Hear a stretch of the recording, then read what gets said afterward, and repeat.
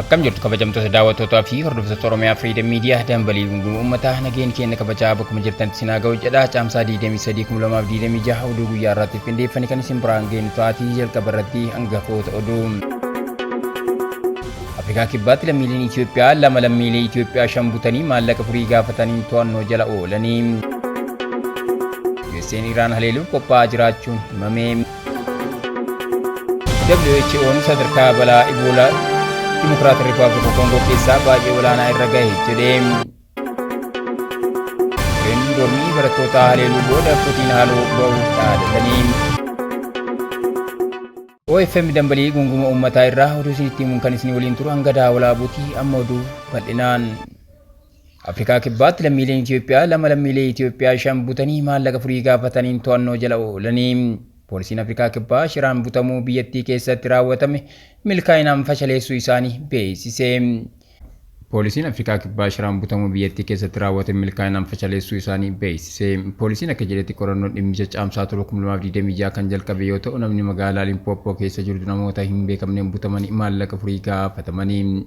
Dubbimaan poolisii Koloneel Mallasa Dilee Duwaabaa akka jedhanitti poolisiin odeeffannoo kana erga argatee booda bakka namoonni booji'aman kun jiran hordofuu danda'eera. Kunis gara ganda Vaalsee Maamdiyaa tokkotti isaan geesse.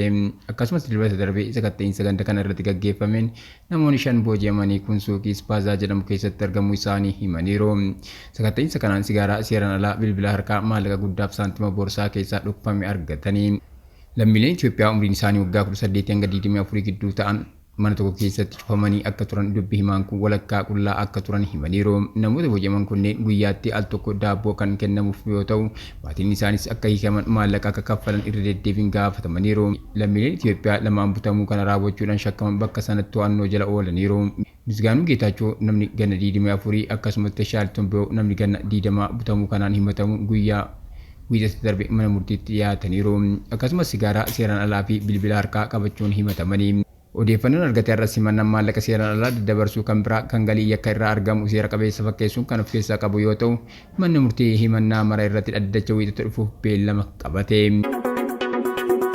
USA'n Iraan haleeluuf qophaa'aa jiraachuun himame. Iraanii fi Ameerikaan dhibdee isaanii mariin akka furaniif tattaaffiin dippiloomaasii itti fufee yeroo jirutti USA'n haleellaa haaraaf qophaa'aa jiraachuun dhagahame. Iraanii fi Ameerikaan dhibdee isaanii mariin akka furaniif tattaaffiin dippiloomaasii itti fufee yeroo jirutti USA'n haleellaa haaraaf qophaa'aa jiraachuun dhagahame. Miidiyaan USA CBC News maddeen keessoo argadheera jechuun akka gabaasetti USA'n haleellaa haaraa Iraan irratti gaggeessuuf qophii irra jirti. Waraanni Ameerikaa qophii irra jiraachuu kan ibse gabaasni kun haa ta'u garuu Doonaald Tiraamp haleellaan akka gaggeeffamu murtii dhumaa hin dabarsine. Doonaald Tiraamp dhiyeenya sababa waraana Iraaniif dhimmoota ijoo mootummaa biroof jecha jedha ilma isaa irratti argamuu dhiisuu akka danda'u ibsee ture.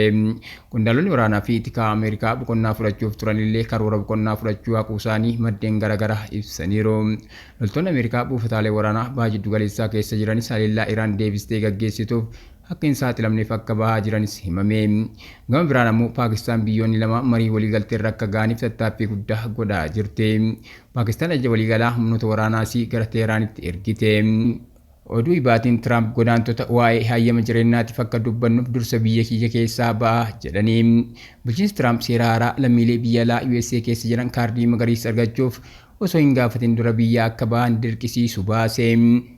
Tajaajilli lammummaa fi immigireeshinii Ameerikaa seera cimaa baaseen adeemsa jireenyaa dhaabbataa giriin kaardii yeroo biyyattii keessa jiranitti argachuu haalaan daangessuu fi hiyyattoonni gara biyya isaaniitti akka deebi'an kan taasisu ta'uu CBS News gabaase. Seera haaraa kanaan namoonni dhuunfaa USA keessatti viizaa yeroo qaban yeroo achi jiranitti haala jireenyaa isaanii sirreessuu hin danda'ani.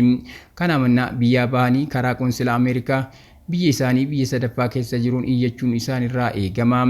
Ejensicha Ameerikaa keessa osoo jiranii sadarkaa sirreessuun mirga guutuu osoo hin taane mirga akka ta'ee fi viizaa cabsuu yeroo dheeraa turuu hojii hayyama hin qabneef hanna irratti qorannoo cimaa fi adabbiin akka itti murtaa'u ibseera. Dubbimaan USA CIS Zach Carter akka jedhanitti namoonni muraasa irraa kan hafe lammiin biyya alaa kamiyyuu Ameerikaa keessa jiru barattoota, turistoonnii fi namoota dhuunfaa seeraan biyyattii seenaniif viizaa isaanii yeroo dheeraaf turanii dabalatee kaardii magariisa iyyachuuf deebi'uu qaba.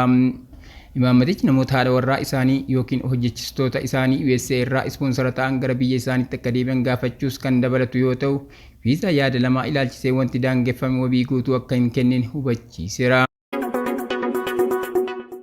WHO'n sadarkaa balaa Iboolaa Dimokiraatii Rippaabilika Koongoo keessaa baay'ee olaanaa irra gahe jedhe.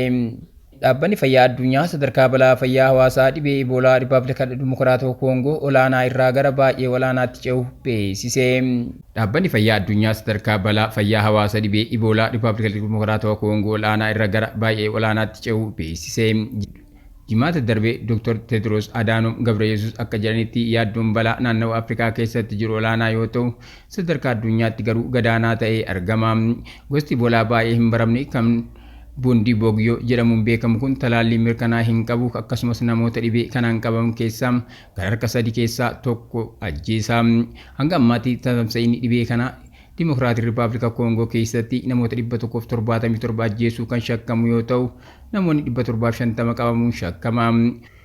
Kun kan mudate yeroo saayinsistoonni Yuunivarsiitii Oxford United Kingdom talaallii haaraa ji'oota 2-3 keessatti qorannoo kiliinikaaf qophaa'uu danda'u hojjetaa jiranitti. Talaallichi bu'aa qabeessa ta'uun isaa waan mirkanaa hin qabu. Bu'aa qabeessa ta'uun isaa kan danda'amu qorannoo bineensota irratti taasifamuu fi yaalii namoota irratti godhamuun booda. Talaallii Bundibugyo kan biraan yaaliirra jirus hojjetamaa kan jiru yoo ta'u dooziin isaa kamiyyuu yaaliidhaaf qophaa'uuf ji'oota 6 hanga 9 ni fudhata jedhamee eegama. Jeneevaarraa miidiyaaf ibsa kan kennan Dr. Tedros akka jedhanitti yeroo ammaa madaallii kennaan yaaddoon balaa sadarkaa biyyaalessaatti baay'ee olaanaa sadarkaa naannawaa Afrikaatti olaanaa akkasumas sadarkaa addunyaatti gadaanaa ta'uu isaa keessa deebi madaallee. Gama kaaniin saayinsistoonni UK talaallii Iboolaa ji'oota keessatti dhiyaatu qopheessanii. Saayinsistoonni Yuunivarsiitii Oxford talaallii haaraa ji'oota muraasa keessatti dhiyaatuu fi saffisaan dhibee Iboolaa ittisuuf qarqaaru qopheessanii. Weerara Iboolaa Rippaabilika Dimokiraatawaa Koongoo keessatti mudateen namoonni 750 dhibee kanaan qabamuu fi kanneen 177 du'uu isaanii gabaafameera. Gosti sanyii vaayirasii Iboolaa adda ta'e Bundibugyo jedhamuun beekamu kanneen qabaman keessaa harka 1/3 kan ajjeesu yoo ta'u ammatti talaalliin ittisuun mirkanaa'eef hin jiru. Saayinsistoonni kunneen akka jedhanitti talaallii haaraa kan argachuuf carraaqqii walirraa hin cinne godhaa jiru. Dilbata kaleessaa dhaabbanni fayyaa addunyaa dhibee kana yaaddoo fayyaa hawaasaa addunyaa jedhee kan labse yoo ta'u dhibeen kun garuu sadarkaa weerara addunyaa akka hin geenye ibseera. Dhaabbanni fayyaa addunyaa ergasii sadarkaa yaaddoo dhibee Iboolaa yeroo ammaa Rippaabilika Dimokiraatawaa Koongoo keessa jiru olaanaa irraa gara baay'ee olaanaatti ol guddachuu eere.